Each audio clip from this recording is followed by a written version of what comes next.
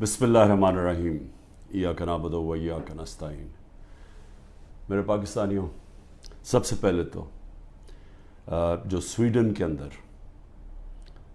قرآن کی بے حرمتی کی گئی آزادی رائے کے نام کے اوپر میں چاہتا ہوں کہ ایک زندہ قوم جو کہ اپنے دین سے پیار کرتی ہے اور جو اللہ کی کتاب وہ ہمارے دلوں میں اس کی عزت ہے، اور اللہ کے جو ہمارے پیغمبر ہیں نبی صلی اللہ علیہ وسلم ان کی عزت ہے، تو جب اس طرح کی چیز ہوتی ہے تو ہم ایک زندہ قوم کی طرح ایک پرامن طریقے سے ضرور بتائیں، پیغام پہنچائیں کہ ہمیں اس کی تکلیف ہوئی ہے۔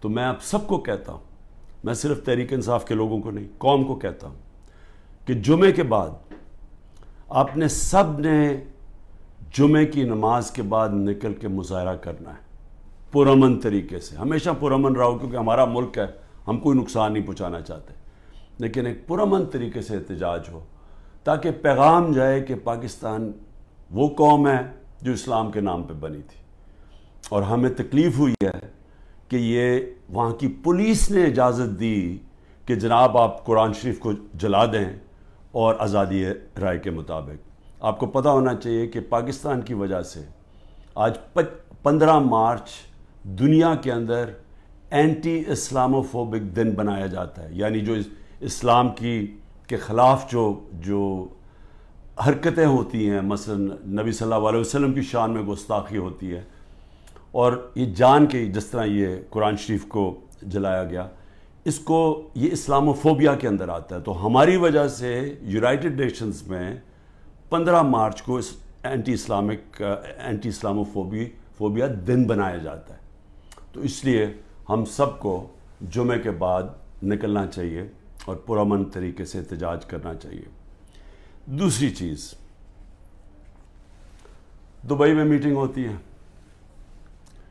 پاکستان کے بڑے بڑے منی لانڈرر کا مطلب جو اس ملک سے پیسہ چرا کے باہر لے جاتے ہیں۔ جو سب سے بڑا مسئلہ پاکستان کا کیا ہے کہ ہمارا روپیہ گرتا جاتا ہے ڈالر کے مقابلے میں۔ تو جب آپ ڈالر یہاں سے خرید کے باہر بھیجتے رہیں اور چوری کر کے باہر بھیجتے رہیں تو وہ ڈالر کی کمی ہونی ہے، اور جب ڈالر کی کمی ہوگی تو روپیہ گرتا جائے گا۔ اس کے علاوہ بھی ہم نے ایکسپورٹس کے اوپر زور نہیں دیا، کبھی کسی نے توجہ ہی نہیں دی کہ ہم اپنی آمدنی کیسے بڑھا سکتے ہیں۔ ہندوستان کی آج جو ایکسپورٹس ہیں، یہ ذرا سمجھ لیں، 600 ارب ڈالر کے قریب ہے۔ پاکستان کی ہمارے زمانے میں ریکارڈ ایکسپورٹس تھی 33 ارب ڈالر، ریکارڈ تھی، وہ آج اس سے بھی کم ہو گئی ہیں، 13% گر گئی ہیں ایکسپورٹس۔ تو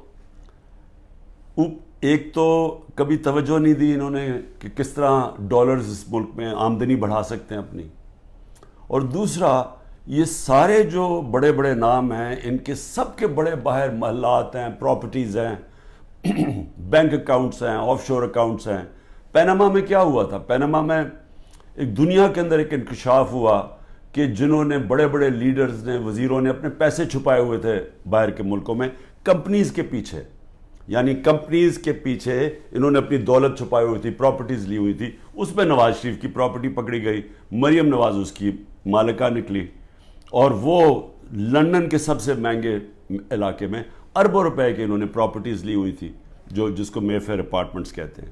تو وہ انکشاف ہوا تھا، تو پیسہ یہاں سے چوری ہو کے گیا تھا، کیونکہ ابھی تک ایک رسید نہیں بتا سکے کہ پیسہ باہر نکلا کیسے ہے، کدھر سے آمدنی آئی۔ بیٹے کی آمدنی، بیٹے کا جو گھر ہے حسن شریف کا، جو اس نے بیچا ملک ریاض کو، اس کی قیمت تقریباً 18 ارب ہے آج کل کے جو پاؤنڈ، اور 45 ملین پاؤنڈز جو تقریباً 17-18 ارب روپیہ بنتا ہے۔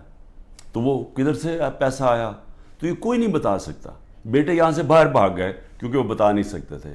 اسی طرح جو سر محل آصف زرداری نے خریدا وہ بھی یہاں سے پیسہ باہر گیا، حدیبہ پیپر مل وہ بھی پیسہ باہر، تو یہ سب اکٹھے ہو گئے، اور سارے اکٹھے ہو کے بندر بانٹ پاکستان کی ہے کہ اچھا سندھ اس کو دے دیں گے، کراچی فلانے کو دے دیں گے، سینٹرل پنجاب کوئی اور آ جائے گا، پھر نئی پارٹی جو بنی ہے اس کو بھی کوئی سیٹیں مل جائیں گی، فضل الرحمان کو ادھر پختونخوا میں دے دیں گے، اور یہ بس یہ کھچڑی پک جائے گی۔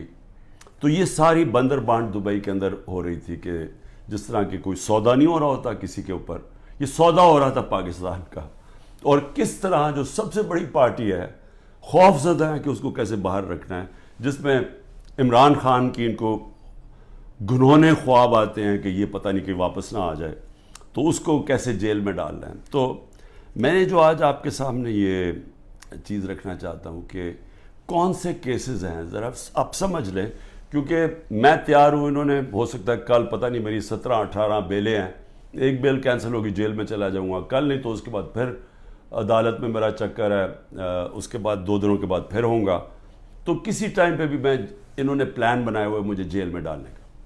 تو میں یہ چاہتا ہوں کہ پہلے آپ سمجھ جائیں کہ یہ کون سے کیسز ہیں، جن کیسز کے اندر میں صرف آپ کو 7 کیسز بتاتا ہوں جنہوں میں یہ جیل میں مجھے ڈالنے کی کوشش کر رہے ہیں، تاکہ آپ سب کو پتہ چل جائے۔ اور وہ میں اس لیے چاہتا ہوں کیونکہ میڈیا تو سارا کنٹرولڈ ہے، تو انہوں نے تو وہ ایک دم میڈیا میں پکڑنا ہے اور شور مچا دینا ہے کہ جی عمران کی چوری پکڑی گئی، تو یا چوری پکڑی گئی، یا یہ ایک قتل جو جیسے میں شروع کرتا ہوں کہ اس نے قتل کر دیا کسی وکیل کو۔ تو میں چاہتا ہوں کہ وہ 7 کیسز پہلے آپ سمجھ لیں، تاکہ آپ کو سمجھ آ جائے کہ ایک طرف اربوں روپے کے یہ منی لانڈررز کے اوپر کیسز ہیں، شہباز شریف کے اوپر 24 ارب روپے کی کرپشن کیس میں، جس کا انڈر ٹرائل تھا جب جنرل باجوہ نے بچا کے تو اس کو وزیر اعظم بنا دیا۔ اس کے علاوہ جو نواز شریف کی ابھی تک کوئی نہیں بتا سکا، وہ جو اس کی مے فیئر کی پارٹنرز، بیٹوں کے پاس پیسہ، اور یہ تو سامنے ہے، باقیوں کا تو ہمیں پتہ ہی نہیں ہے کہ کتنی ان کی باہر پراپرٹیز ہیں۔ اسی طرح زرداری کا ہے، اس کی بھی ساری باہر ان کی پراپرٹیز پڑی ہیں۔ تو ایک تو یہاں سے پیسہ چوری کر کے باہر لے جانے کے الزام ہیں۔ اب دوسری دفعہ دیکھیں کہ میرے اوپر 170 سے زیادہ کیسز ہیں، لیکن وہ کیسز ہیں کیا؟ تو میں پہلے شروع کرتا ہوں کوئٹہ کا کیس۔ قتل ہوتا ہے ایک وکیل کا 6 جون کو 10:30 بجے صبح۔ اب وہ یہ سمجھیں کہ مجھے اس کیس کا پتہ ہی نہیں ہے، یہ کوئی کسی وکیل نے میرے اوپر کیس کیا ہوتا ہے کوئی غداری کا، وہ یعنی اس کا کوئی مجھے نوٹس ہی نہیں آیا، مجھے پتہ ہی نہیں اس کیس کا۔ پتہ تب چلتا ہے جب ایک دم پتہ یہ جی کہ کیونکہ اتنے زیادہ کیسز تھے، تو یہ کیس تو کسی کو اہمیت ہی نہیں، کسی نے مجھے کہا کوئٹہ میں کیس ہے، مجھے پتہ ہی نہیں تھا۔ تو اس وکیل کا قتل ہوتا 10:30 بجے، 11:30 بجے پولیس میں رپورٹ ہوتا ہے۔ 2:22 میں شہباز شریف کا جو مشیر ہوتا ہے وہ سٹیٹمنٹ دیتا ہے کہ عمران خان نے اس وکیل کو قتل کیا۔ اب یہ سمجھیں کہ صرف قتل میں 10:30 سے اور 2 بجے کے اندر وہ فیصلہ کر لیتے ہیں کہ عمران خان نے قتل کیا۔ اس کے بعد کیا ہوتا ہے؟ اس کے بیٹے کو اٹھا کے لے جاتی ہے پولیس۔ اس بیٹے کو 12 گھنٹے سے زیادہ پولیس اپنے پاس رکھتی ہے۔ وہ اگلے دن جا کے اگلے دن کی دوپہر کو وہ کہتا ہے کہ جی عمران خان اس قتل میں ملوث تھا۔ لیکن پھر کیا ہوتا ہے؟ اس کی جو بیوی ہوتی ہے، وہ جو دوسری بیوی ہوتی ہے، وہ کہتی ہے کہ فیملی کے لوگوں نے قتل کیا اس کو۔ وہ ویڈیو اپنی جاری کرتی ہے کہ فیملی کے لوگوں نے قتل کیا۔ اور پھر دیکھیں، سارے کوئٹوں کا پتہ ہے کہ ان کی وہ وکیل کی دشمنیاں تھیں، سب کو پتہ ہے ان کی آپس میں دشمنیاں تھیں۔ اسی وکیل نے جا کے ہائی کورٹ کو کہا کہ مجھے سبی میں نہ کیسز مجھے دو، کیونکہ میری وہاں جان کو خطرہ ہے، میری دشمنی ہے۔ اور پھر یہ دیکھیں، یہ ذرا آپ غور سے یہ دیکھ لیں، یہ اس کو بڑے قریب سے دیکھ لیں، اور اس کے اندر یہ مظاہرے کیا کر رہے ہیں۔ ان کا قتل ہوتا ہے، اور یہ قتل میں کہتے ہیں کہ یہ قتل اس وکیل نے اس کے وکیل کی طرف سے یا انہوں نے کیا، اس کا نام لکھا ہوا ہے کہ وہ اس قتل میں ملوث تھا۔ تو جب ایک فیملی دشمنی بھی ہوتی ہے، اس سے پہلے ہی وہ پرائم منسٹر کا مشیر کہتا ہے کہ جی عمران خان نے قتل کر دیا، ابھی تفتیش بھی نہیں ہوتی۔ اور مجھے افسوس سے کہنا پڑتا ہے کہ وہاں ہماری سنا بھی نہیں گیا کوئٹہ ہائی کورٹ میں. خیر وہ اور وجوہات ہیں, اس کی بھی ہمیں وجہ پتہ ہے پیچھے کیا ہے. تو یہ آپ ذرا سنیں. اس کے بعد یہ پہلی دفعہ میرے نام پہ قتل نہیں کیا نام ڈالا جاتا. زبیر نیازی, وہ لطیف کھوسا کے گھر باہر گولیاں چلتی ہیں. زبیر نیازی جو کہ ہمارا لاہور کا سیکرٹری جنرل ہے, اس کے نام پہ وہ آ جاتے جی اس نے گولیاں چلائی ہیں. اور وہ گولیاں کسی آدمی کو کھڑا کرتے ہیں جو کہتا ہے جی مجھے زبیر نیازی نے کوئی پیسے دینے تھے گولیاں چلانے کے لیے. اب لطیف کھوسا ہمارے ساتھ ملٹری کورٹس کے خلاف کیسز کر رہے ہیں, تو وہ کیوں گولیاں چلائے گا اس کے گھر, جو کہ وہی کیس کر رہے ہیں جو ہم کر رہے ہیں سپریم کورٹ میں. اور پھر ضلع شاہ کا جب قتل ہوتا ہے, ضلع شاہ کا جب قتل ہوتا ہے, سب سے پہلے 302 میرے اوپر قتل کا چارج لگا دیتے ہیں. 3 دن تک وہ میرے اوپر 302 لگاتے ہیں قتل کا چارج. پھر کیا ہوتا ہے, اس کا پوسٹ مارٹم ہو جاتا ہے. پوسٹ مارٹم میں پتہ چلتا ہے 26 جگہ اس کے اوپر تشدد ہوا ہوتا ہے. تو اب ظاہر ہے وہ یہ تو نہیں کہہ سکتے تھے کہ عمران خان نے اس کو تشدد کروا کے اپنے کارکن کو مار دیا. تو انہوں نے پھر ایکسیڈنٹ اس کا ڈال دیا. ایکسیڈنٹ میں بھی کہا کہ عمران خان اس کے اندر کوئی اس نے انفارمیشن چھپائی ہے, میرا پھر نام ڈال دیا. میں صرف یہ کہہ رہا ہوں کہ پہلے تو یہ سمجھ جائیں کہ یہ ہے آج کا پاکستان, کہ یہاں کوئی ان کو شرم نہیں آتی اس طرح جھوٹ بولتے ہوئے, اس طرح کے کیسز بناتے ہوئے. ان کو کوئی شرم نہیں ہے کہ ساری قوم کو پتہ ہے کہ جھوٹ بول رہے ہیں.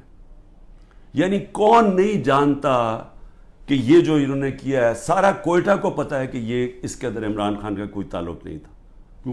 میرا تعلق 150 کیسز تھا, مجھے کیا نہیں, اور بھی کوئی وکیلوں کو میں بھرواؤں گا. اور وہ کیس جس کی اہمیت ہی نہیں تھی, سب کو پتہ ہے جھوٹ بول رہے ہیں, لیکن ان کو کوئی شرم نہیں ہے. یہ سر پیر سے اتار بیٹھے ہیں. انٹرسٹ صرف یہ کہ کسی طرح عمران خان کو جیل میں ڈالنا ہے. اب میں ذرا, یہ پہلا کیس ہے, آگے چلیں. آگے کیس ہوتا ہے جی 9 مئی کا. اب 9 مئی کو کیا ہوتا ہے, یہ ذرا غور سے سنیں. 9 مئی کو ہوتا کیا ہے, جو مظلوم ہوتا ہے یعنی جس پہ ظلم ہوتا ہے, اسی کے اوپر اس کو مجھے جب اندر جیل میں ڈالتے ہیں تو میرے اوپر کیسز کی بارش ہو جاتی ہے. 9 مئی کے بعد میرے اوپر 25 کیس ہو گئے ہیں. جدھر بھی کیس ہوتا ہے کہتے جی عمران خان کی ایمان, میرے کہنے پہ یہ ہوا ہے. کہیں کسی نے کچھ کیا ہو یا جو بھی کسی کے اوپر الزام لگایا ہو 9 مئی کے بعد عمران خان کے کہنے پہ ہوا. عمران خان جیل میں بند تھا اور جو ظلم ہوا ہے وہ عمران خان سے ہوا ہے. میں بیٹھا ہوا ہوں رجسٹری آفس ہائی کورٹ اسلام آباد میں, میرے پاس بیل تھی, مجھے کسی صورت وہاں کوئی پکڑ نہیں سکتا تھا. صرف پولیس نہیں آئی, رینجرز کمانڈوز آئے مجھے اٹھانے کے لیے. ساری دنیا میں کیا امیج گیا, شیشے توڑ کے, لوگوں کو ڈنڈے مار کے, وکیلوں کو زخمی کیا. وہاں کے بیچارے جو کام کر رہے تھے رجسٹری آفس, ان کو ڈنڈے پڑے, چیزیں توڑ دی انہوں نے, اور ایک دہشت گرد کی طرح مجھے پکڑ کے لے کے گئے. میرے اوپر سر پہ لگا, پیچھے میرے خون نکل رہا. کوئی شرم نہیں آئی. کسی نے ابھی تک بات نہیں کی کہ یہ بتائیں کہ کس قانون کے تحت انہوں نے پکڑا تھا مجھے. اسلام آباد کے ہائی کورٹ کے چیف جسٹس نے کہا کہ یہ اس کے اوپر ایف آئی آر کٹنی چاہیے. وہ اور بات ہے کہ وہ نہیں کٹی. سپریم کورٹ میں جب وہ کیس گیا, سپریم کورٹ نے اس کو غیر قانونی قرار دیا. اب میں سوال پوچھتا کہ کوئی جواب دینے والا ہے. بڑا شور مچا. آئی ایس پی آر صاحب نے کہا کہ جی بڑا توہین ہو گئی, فوج کی توہین ہو گئی. پہلے مجھے بتائیں کہ کسی اور کی بھی عزت ہے اس ملک میں, کہ ایک آدمی 50 سال سے دنیا مجھے جانتی ہے, کرکٹ کی وجہ سے جانتی تھی دنیا, سب کو پتہ ہے میرا. کسی اور پاکستانی کو دنیا نہیں جانتی جو آج مجھے جانتی. ساری دنیا کے اندر وہ خبریں گئی. وہ دکھایا مجھے جس طرح پکڑ کے لے کے جا رہے ہیں کہ جس طرح کوئی پتہ نہیں کوئی مجرم ہے, دہشت گرد ہے. پھر کہا جی کرپشن کیس پہ لے کے جا رہے ہیں. وہ کرپشن کیس کے اوپر بھی میں آنے لگا ہوں. اور لوگوں کو جو اس طرح ڈنڈے مارے انہوں نے, کوئی پوچھنے والا نہیں ہے, کیونکہ وہ طاقتور ہے, وہ سب کچھ کر سکتا ہے. جو مظلوم ہے, جن سے ظلم ہوا, اس کو ہی پکڑ کے اسی کے اوپر کیسز کرنے شروع کر دیے. جیل میں بند ہے اور کیسز شروع ہو گئے کہ جی اس کی ایما کے اوپر یہ ہوا ہے تو اس کی وجہ سے یہ ہوا ہے. اور جی کوئی ملٹری کورٹ صاحب پتہ چلیں گے کہ جو بتائیں گے اصل میں کتنا بڑا وہ غداری کر رہا تھا عمران خان قوم کے ساتھ. میں ذرا آگے چلوں. کسی نے آج تک بات نہیں کی, اور میں یہ خاص طور پہ اپنی آج قوم کو بتانا چاہتا ہوں کہ کیوں میں آپ کو کہتا ہوں حقیقی آزادی کی یہ جہاد ہے. یہ پولیٹکس نہیں ہے, یہ جہاد ہے. ہم غلام ہیں. غلاموں کے کوئی حقوق نہیں ہوتے, جس طرح میرے کوئی حقوق نہیں تھے. میں یعنی سب سے بڑی ملک کی پارٹی کا ہیڈ, جس کو جس طرح اٹھایا انہوں نے, جو کیا, جس طرح ہم کوئی کمی ہے اس ملک کے. اب 25 لوگوں کو گولیاں لگیں, جو مرے, جن کی جو شہید ہوئے, ابھی تک 9 لوگ غائب ہیں. جو پولیس نے یا دھمکیاں دی یا کچھ کیا وہ انڈر گراؤنڈ گئے ہوئے ہیں, وہ بتا نہیں رہے, مسنگ ہیں 9 لوگ. 16 لوگ ہمارے پاس پتہ ہے جن کو گولیاں, 69 لوگوں کو گولیاں ماری اور ان کو شہید کیا گیا. فرانس کے اندر ایک لڑکے کو پولیس نے 16 سال کے لڑکے کو گولی ماری, ایک لڑکے کو. ابھی تک فرانس جل رہا ہے. 1000 سے زیادہ بلڈنگز جل گئی ہیں, گاڑیاں جل گئی ہیں. مشکل نیشنل کرائسس آ گیا ہے. معافی مانگ رہی ہے پولیس کے, جی بڑی غلطی ہوگی, اس کے خلاف ایکشن لیا جائے گا. آزاد لوگ ہیں, آزاد لوگوں کے حقوق ہوتے ہیں. لوگ نکلیں اپنی آزادی کے لیے کہ کیسے جرأت پڑی پولیس کو گولی مارنے کی.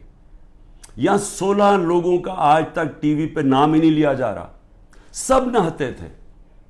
ابھی مجھے ملنے آئے ان کے 2 بچے, ایک چھوٹے بچے جس کے باپ کو گولی مار دی, وہ دبئی سے کام کر رہے, وہ ایسی مظاہرے کے اندر کھڑا ہوا تھا, گولی چلا دی وہاں. میں سمجھتا تھا 2 لوگوں کی ٹانگیں ضائع ہوئی ہیں, 3 لوگوں کی ٹانگیں ضائع ہوئی ہیں, ایک پیرالائز ہوا ہے جس کی کمر میں گولی لگی ہے. کوئی انکوائری ہوئی ہے کیا یہ انسان تھے نا, یہ پاکستانی ہے؟ کسی نے پوچھا کہ ان کے گھر میں کیا گزر رہی ہے؟ یہ عام لوگ تھے, ان کے بیوی بچے تھے, ماں باپ تھے. کوئی بات ہی نہیں کر رہا. جی بلڈنگ جل گئی. بلڈنگز بھی جب جلیں تو کیا اس کے اوپر انڈیپینڈنٹ انویسٹیگیشن نہیں ہونی چاہیے تھی؟ ہمارے پاس ثبوت ہے. میں اس لیے کہتا ہوں اوپن عدالت کے اندر ٹیلی وائز مجھے سامنے لایا جائے. میرے پاس اب ثبوت آ گئے ہیں. میں یہ ثابت کروں گا کہ یہ سارا پری پلان تھا. یہ مجھے جس طرح وہاں سے اٹھایا ہے یہ بھی پری پلان تھا تاکہ ایک اشتعال ملے. اور اس کے بعد پھر جو لوگوں کا ری ایکشن آیا اس کا فائدہ اٹھاتے ہوئے پارٹی کو کرش کرنے کی کوشش کی گئی ہے. کیونکہ پارٹی دب نہیں رہی تھی. جب سے مجھے ہٹایا کوشش کر رہے ہیں 25 میں کو جی بغیر کراؤڈ ہے, مارو ڈنڈے مارو, یہ ڈر کے پیچھے ہٹ جائیں گے. وہ پارٹی اوپر ہی آتی گئی. بائی الیکشن 30-37 میں سے جیت گئی. اوپینین پولز میں اور اوپر چلے گئی. راجن پور کے الیکشن میں پورا زور لگایا, 40,000 سے گورنمنٹ کا کینڈیڈیٹ ہار گیا. اس کے بعد اس سے پہلے مجھے قتل کرنے کی کوشش کی, دوسری دفعہ قتل کرنے کی کوشش کی. اور اب یہ پلان فائنل بنا کہ جی ان کو اب بالکل ختم کرو پارٹی کو, کہ جی انہوں نے ایک ادارے کی بے حرمتی کر دی. اور اس کو بیس بنا کے سارے ہمارے ہیومن رائٹس ختم ہو گئے ہیں. سب کو جس کو مرضی پکڑو, پولیس پھر رہی ہے جسے مرضی پکڑے. جی آپ کا وہ اس میں نام آ گیا وہ جیو فینسنگ میں, اس لیے جناب وہ اچھا اتنے پیسے دے دو, 15 لاکھ سے شروع ہوتے ہیں, 10 لاکھ, اچھا پیسے دے دو تو ہم آپ کو چھوڑ دیتے. پولیس پیسے بنا رہی ہے. ہر جگہ لوگوں کو پکڑ رہے ہیں. اب جدھر نام لوگوں کے گھروں میں گھس رہے ہیں, گھر توڑ رہے ہیں, گھر لوٹ رہے ہیں, بچے پکڑ کے لے گئے ہیں. عورتوں کو نہیں بخشا. کبھی میں نے یہ دن نہیں دیکھنے تھے کہ عورتوں کو نہیں بخشا. اس ملک کے اندر کبھی یہ نہیں دیکھا تھا کہ اتنا نیچے گورنمنٹ گرے گی. مجھے لوگوں نے کہا عمران صاحب آپ نے تو بڑی غلطی کی اپنی گورنمنٹس کرا کے, گورنمنٹس ڈیزالو کر کے.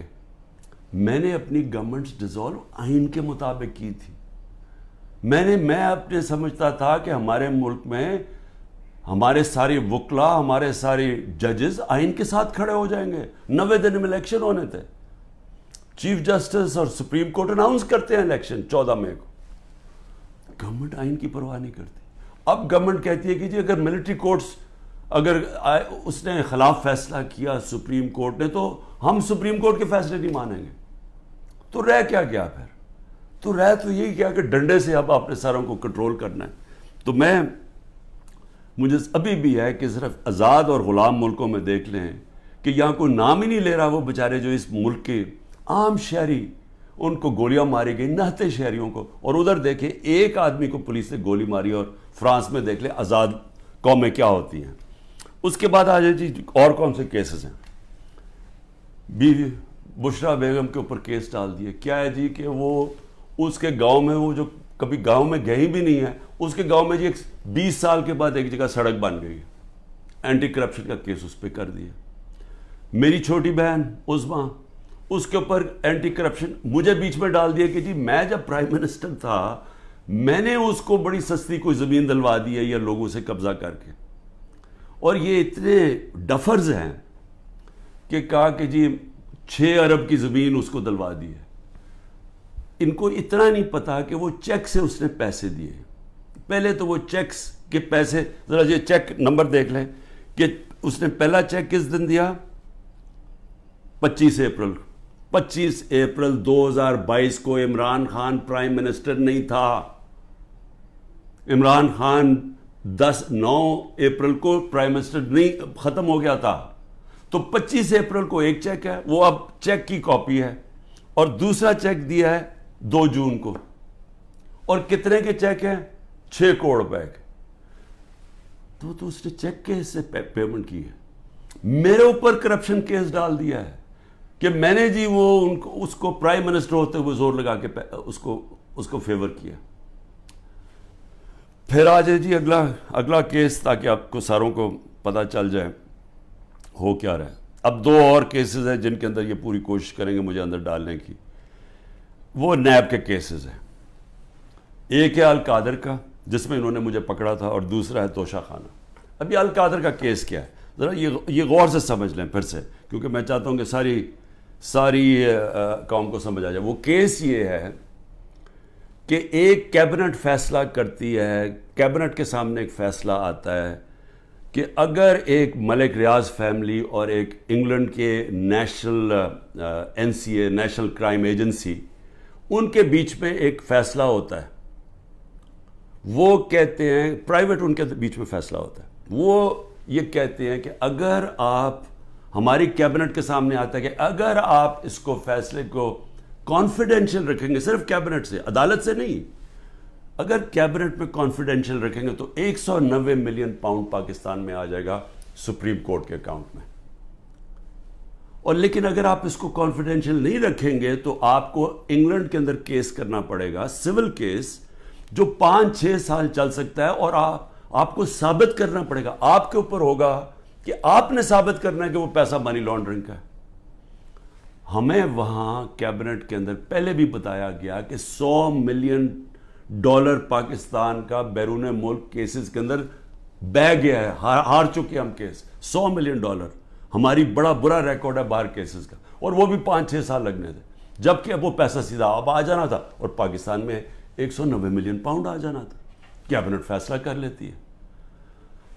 بعد میں کہتے ہیں کہ جی وہ تو کسی اور مد میں جانا چاہیے تھا، وہ جانا چاہیے تھا گورنمنٹ کو، سپریم کورٹ کو نہیں جانا چاہیے تھا. بھیا کیبنٹ آج جا کے سپریم کورٹ کو کہے کہ جی وہ پیسہ دوسری طرف ٹرانسفر کریں اور ہم ثابت کر دیں گے کہ یہ پیسہ منی لانڈرنگ سے، تو آج بھی کر سکتے. کیا چیز روک رہی ہے ان کو؟ پیسہ تو پاکستان آ گیا ہے. اور کہہ یہ رہے ہیں کہ اس سے 7 مہینے پہلے جو کہ القادر یونیورسٹی جو چیریٹیبل ٹرسٹ ہے ادھر چل رہے ہیں، ادھر مفت تعلیم اس طبقے کو دی جا رہی ہے جو بچے کبھی یونیورسٹی تعلیم نہیں لے سکتے، مفت تعلیم ان کو مل رہی ہے وہاں. یہ کہہ رہے ہیں کہ میں نے القادر کی وجہ سے کوئی فیور کروا دیا. یہاں ساری کیبنٹ کا فیصلہ، وہ سب نے یونینمس فیصلہ. وہاں لا منسٹر بیٹھے ہیں, وہاں کیبنٹ سیکرٹری بیٹھا ہے, وہاں ادھر فائنانس منسٹر بیٹھے ہیں, وہ سب نے فیصلہ کیا. لیکن عمران خان نے اس لیے کیا کیونکہ اس کو القادر میں عمران خان کو کیا فائدہ ہے؟ مجھے یہ بتائیں کہ وہ القادر کے ٹرسٹ میں لکھا ہوا ہے کہ 1 روپیہ نہیں مل سکتا ٹرسٹیز کو, جس میں عمران خان اور بشرا بیگم ہیں. جس طرح نمل یونیورسٹی کے ہمیں کوئی پیسہ نہیں مل سکتا, جس طرح شوکت خان ہمیں نہیں مل سکتا. یہ چیریٹیبل ٹرسٹ ہے. کہہ رہے ہیں کہ میں نے اس کی وجہ سے اس کو فیور کر دیا. بھئی آپ اگر فیور کر دیا, آپ آج جا کے سپریم کورٹ میں ریٹ کر دیں کہ یہ پیسہ ادھر ٹرانسفر کر دیں. پیسہ تو پاکستان آ گیا. ایک یہ القادر ہے. دوسرا ہے جناب توشہ خانہ. توشہ خانہ کیا ہے؟ ذرا غور سے سن لیں. 70 سال سے قانون یہ ہے کہ جب گفٹس ملتی ہیں پرائم منسٹر کو, پریزیڈنٹ کو, آرمی چیف کو, منسٹرز کو, جن کو بھی جب گفٹس ملتی ہیں تو وہ کیا ہوتا ہے, وہ سیدھا توشہ خانہ میں جاتی ہیں. توشہ خانہ کے اندر اس کی ویلیو نکالی جاتی ہے. ویلیو کیسے نکالی جاتی ہے؟ وہ ایف بی آر سے علیحدہ ویلیو لیتے ہیں, اور پھر ایک اپریزر ہوتا ہے جو انڈیپینڈنٹ ہوتا ہے, اس سے علیحدہ ویلیو لیتے ہیں.